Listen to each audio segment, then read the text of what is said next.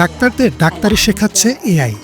শুনতে অবিশ্বাস্য মনে হলেও দুবাই মেডিকেল ইউনিভার্সিটিতে চিকিৎসা, ফার্মেসি ও নার্সিং শিক্ষার্থীরা এখন পড়াশোনা করছেন এআই চালিত অ্যাভাটার, ভার্চুয়াল এবং কৃত্রিম রোগীর সিমুলেটরের মাধ্যমে।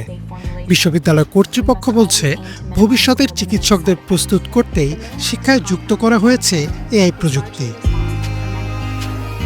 বিশ্ববিদ্যালয়ের শ্রেণীকক্ষে ঢুকলে প্রথম দেখায় হয়তো মনে হবে সবই পরিচিত, সাদা অ্যাপ্রন, নোটবুক হাতে শিক্ষার্থীরা, কিন্তু একটু ভালো করে তাকালেই চোখে পড়বে শিক্ষার্থীদের সামনে দাঁড়িয়ে থাকা ডাক্তারটি মানুষ নন, তিনি একটি কৃত্রিম বুদ্ধিমত্তা। নাম ডক্টর লায়লা।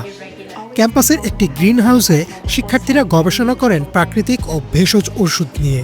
এই গবেষণায় তাদের সহকারী ডাক্তার লায়লা, যিনি ভেষজ উদ্ভিদে বিশেষজ্ঞ এক এআই চরিত্র।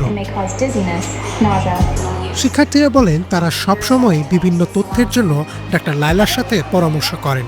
শুধু ক্লাসরুমেই না, শ্রেণীকক্ষের বাইরেও এআই ব্যবহারের অনুমতি রয়েছে তাদের। এখন সবাই এআই নিয়ে কাজ করতে আগ্রহী। আমাদের বিশ্ববিদ্যালয় যে কোনো সময় এআই ব্যবহারের সুযোগ দিয়েছে, বাসায় হোক বা ক্যাম্পাসে।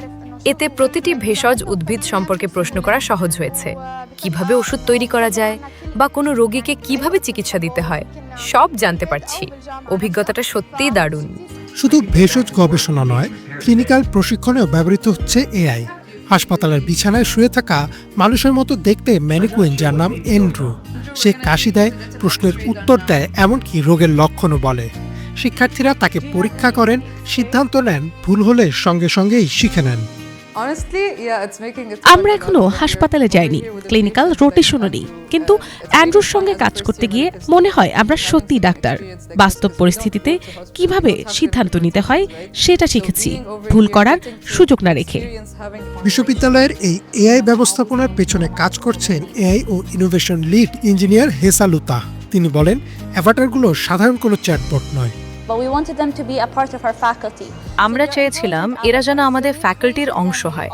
তাই পাঠ্য বই, ঐতিহ্যবাহী চিকিৎসকদের অভিজ্ঞতা, সব তথ্য যাচাই করে নিয়ন্ত্রিতভাবে এআইতে যুক্ত করা হয়েছে। এআই চাকরি কেড়ে নেওয়ার জন্য নয়, এটি শিক্ষার্থীদের অভিজ্ঞতা আরও সমৃদ্ধ করার একটি মাধ্যম।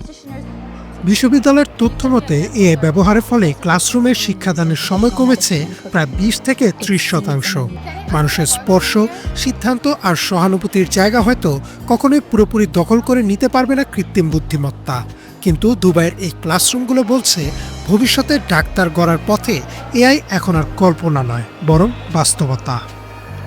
ইমরান মাহমুদ, বাংলা বিষয়।